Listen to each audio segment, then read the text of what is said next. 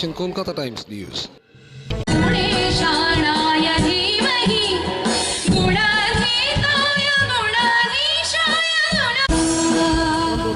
তদন্ত আটকানোর জন্য এর আগে পর্যন্ত বিভিন্ন মামলা মোকদ্দমা করা হচ্ছিল মানুষের পয়সা খরচ করে, এবং কোনো অন্যায় কোনো দুর্নীতির তদন্ত করতে গেলেই, তদন্তের আদেশ দিলেই তার বিরুদ্ধে সুপ্রিম কোর্টে চলে যাওয়া হচ্ছিল।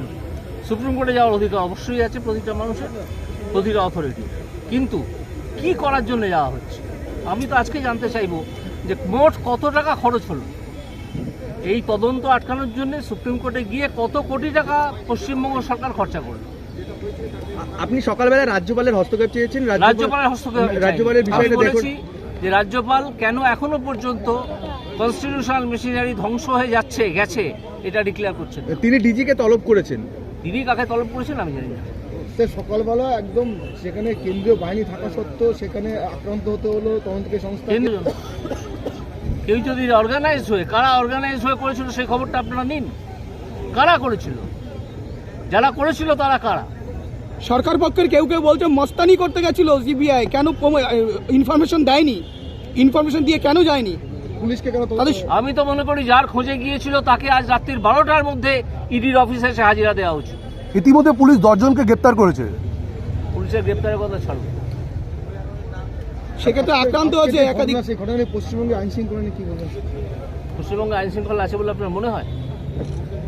আপনি গত কয়েকদিনের খবরের কাগজের রিপোর্ট কোর্টে যেগুলো উঠে এসছে সেগুলো নিয়েই পড়ুন।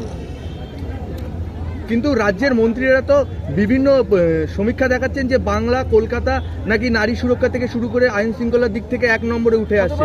হতে পারে, কিন্তু পশ্চিমবঙ্গে এরকম নয়। পশ্চিমবঙ্গের চেয়ে আরো অনেক ভালো। সেক্ষেত্রে এ রাজ্যে ইতিমধ্যে বিভিন্ন জায়গায় পোস্টারিং হচ্ছে বিকল্প রাজনীতি। তাহলে কি পশ্চিমবঙ্গে যে রাজনীতি দলগুলো আছে তাদের উপর ভরসা হারাচ্ছে মানুষ?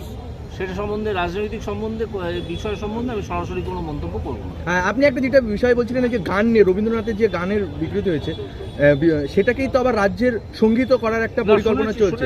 সেই শব্দটি বিকৃত করা হচ্ছে না, এরকম কথা কানে এসছে, এরপর দেখা যাক।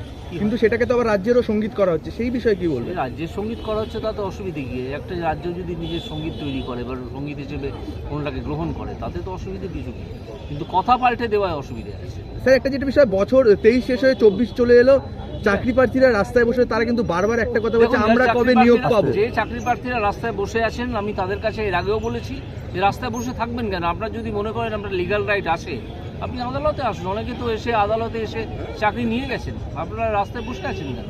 কিন্তু শাসক শিবির থেকে বলা হচ্ছে নাকি রাজনৈতিক একটা খেলার জন্য তাদেরকে বারবার কোর্টে ঠেলে দেওয়া হচ্ছে। এটা একটা রাজনৈতিক প্রশ্ন, আমি এই প্রশ্নের কোনো উত্তর দেবো। কোর্টে ঠেলে দিয়ে নাকি তাদের এইভাবে অবহেলায় তাচ্ছিল্যের মধ্যে রাখা হচ্ছে। যারা বলছেন তারা তার ব্যাখ্যা দেবেন, যারা কোর্টে ঠেলে দিচ্ছেন বলে মনে করছেন তারা বসে বলবেন যে কেন তারা এই কথা বলছেন। আমার এই বিষয়ে বলার নেই।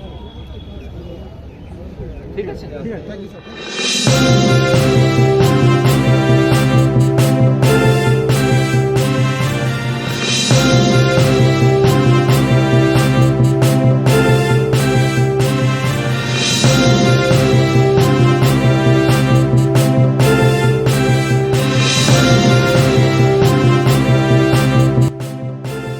আপনারা দেখছেন কলকাতা টাইমস নিউজ।